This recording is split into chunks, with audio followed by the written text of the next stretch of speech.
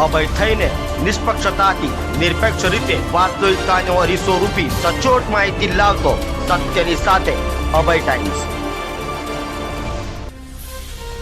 ઉમરા police મથકની હદમાં આવેલ four season બિલ્ડિંગના 9મા માળેથી લાખોની ચોરી કરી ભાગી છૂટેલા ઘરઘાટીને આખરે બિહારથી પોલીસે ઝડપી પાડ્યો છે, તો તેના 2 સાથીદારોની પણ પોલીસે ધરપકડ કરી હતી।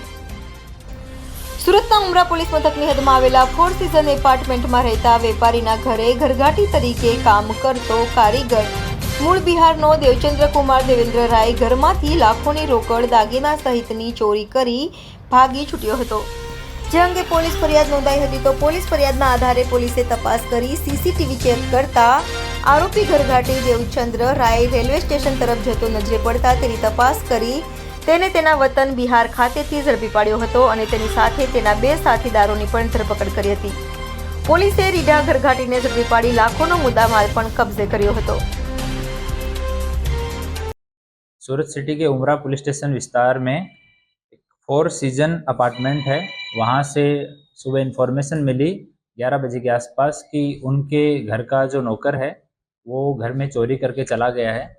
घर वालों ने अंदर वेरिफिकेशन किया, उनको एकदम सटीक आइडिया नहीं था, पर उन्होंने अनुमान के साथ में जितनी घर में ज्वेलरी और कैश पड़ा था उसके हिसाब से अनुमान लगाया कि 20 लाख रुपए के आसपास हमारे पास कैश था और सोना चांदी के दागीना थे वो 20,57,400 रुपए के थे। तो ऐसे कुल मिला के 40,57,400 रुपए का चोरी करके नौकर चला गया है।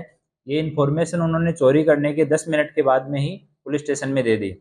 उसके बाद में नौकर का एड्रेस वेरीफाई किया गया तो ये देवेंद्र कुमार राय है, ये मधुबनी बिहार का रहने वाला है और अभी पिछले 3 महीने से इस परिवार के साथ में ये हाउस हेल्प तरीके काम कर रहा था।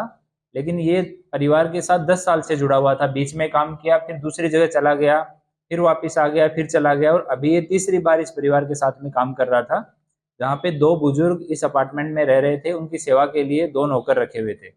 दूसरे नौकर को भी पूछताछ किया हमने, तो उसने बताया कि जब वो वहीं से उसने बैग लिया, उसमें सारा सामान भरा और जब वो निकल रहा था तो दूसरे नौकर को भी बोला कि तुम भी मेरे साथ चलो, पर दूसरे नौकर ने जाने से मना कर दिया और उसने तुरंत अपने मकान मालिक को फ़ोन करके जान भी की इसकी कि इस तरह से ये चोरी करके भाग गया है।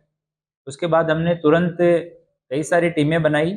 एक टीम हमने सीधी मधुबनी भेजी जो कि नेपाल के बॉर्डर पे है, क्योंकि नेपाल बॉर्डर पे जितने भी बिहार के गांव हैं उनका नेपाल के अंदर रिश्ते भी हैं और उनकी आवाजाही रहती है, तो नेपाल भाग जाने का डर था, इसलिए एक टीम को वहाँ हमने मधुबनी में रखा, दूसरी टीम को पटना में रखा, क्योंकि यहाँ से अगर ट्रेन से, फ्लाइट से, बस से कैसे भी जाएगा तो पटना बीच में एक बड़ा स्टेशन आएगा, तो पटना में एक टीम को होल्ड करवाया।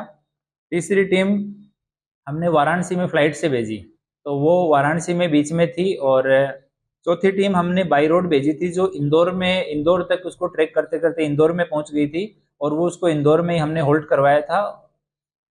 5वीं टीम है वो हमारे सूरत शहर में ही अलग अलग सीसीटीवी देखना, अलग अलग लोगों से पूछताछ करना, इस तरह से 5 टीमें कंटिन्यूस पे काम कर रही थी। और हमारी क्राइम ब्रांच की टीम और लोकल एलसीबी और डी स्टाफ की टीम, ये सारे टेक्निकल सर्विलेंस इस सब काम में लगे हुए थे और कंटिन्यू ये 5 टीम को अपना इनपुट दे रहे थे। तो बाद में ये सब काम चल रहा था कंटिन्यू 2 दिन तक। तो हमारे उमरा पुलिस स्टेशन के हेड कांस्टेबल अमित भाई, भूपत भाई, हेड कांस्टेबल नितेश भाई, जगसी भाई और पुलिस कांस्टेबल शुभम भाई, रमेश भाई, ये तीनों पलसाना और उसके आसपास के जितने भी ट्रैवल्स वाले चलते हैं उनके वेरिफिकेशन के लिए उधर घूम रहे थे, सीसीटीवी फुटेज देख रहे थे। तो वहाँ उनको इन्फॉर्मेशन मिली कि एक बस में ये लोग यहाँ से बैठ के गए हैं और वो बस एमपी तक, रीवा तक जाने वाली है। तो तुरंत बस का कांटेक्ट किया गया और सुबह 5 बजे हमने रीवा एसपी साहब के साथ में और वहाँ पे सिविल लाइन पुलिस स्टेशन के पीआई के साथ में बात की और उनकी टीम के साथ मिलके इनको बस से उतारा गया और वहाँ रीवा पुलिस स्टेशन ले जाया गया, रीवा डिस्ट्रिक्ट में।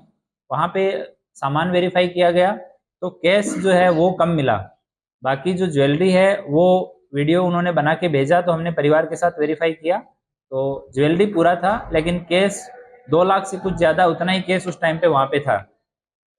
तो हमारी जो वाराणसी की टीम थी उसको वहाँ रीवा पहुँचने के लिए बोला गया, तो सुबह 9 साढ़े 9 बजे तक वो लोग रीवा पहुँच गए और वहाँ बैठ के उन्होंने पूछताछ की।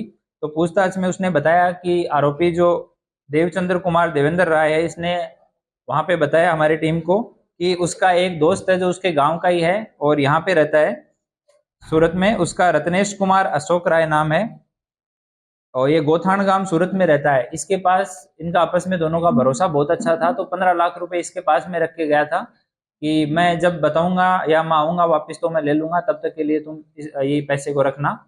तो हमारी टीम वाराणसी जो थी और इंदौर जो थी, वो दोनों टीमें मिलके आरोपी को वापस पुलिस स्टेशन लेके आई। उसके बाद में नामदार कोर्ट के सामने रजू किया गया।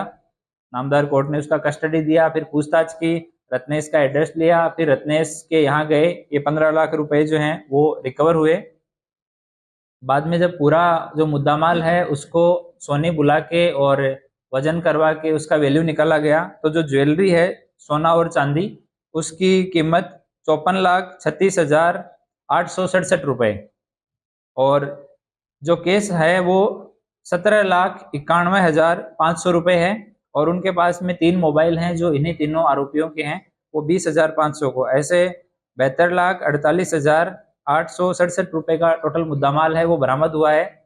और 3 आरोपी इसमें अभी अटक किए गए हैं। एक मुख्य आरोपी जो घर से चोरी करने वाला है देवचंद्र कुमार, ये मधुबनी बिहार का रहने वाला है। दूसरा रत्नेश कुमार अशोक राय जो इसका मित्र था, जिसके पास ये 15 लाख रुपए जिसकी कस्टडी में छोड़ के चला गया। और तीसरा एक मुनानंद उमेश कुमार है। जब ये देवचंद्र कुमार यहाँ से चोरी करके जा रहा था तो इसके 3 भाई और भी सूरत में रहते हैं, तो अपने एक भाई के पास गया, उमेश नाम के, उसका बेटा है ये मुनानंद, तो ये मुख्य आरोपी का भतीजा है। इसको ये अपने साथ ले गया कि तुम भी हमारे साथ चलो, और जबरदस्ती इसको लेके साथ में चला गया। तो ये 2 आरोपी जो साथ में थे वो थे, और एक आरोपी जो है जिसके कस्टडी में 15 लाख रुपए थे। तो इन तीनों को अभी अरेस्ट किया गया है। सारा मुद्दामाल है वो रिकवर कर लिया गया है, और अभी नामदार कोर्ट के समक्ष ये मुद्दामाल प्रोड्यूस करके और मुद्दामाल परत उसको फरियादी को दिलवाने की कार्यवाही की जाएगी, और इन तीनों से भी पूछताछ चल रही है।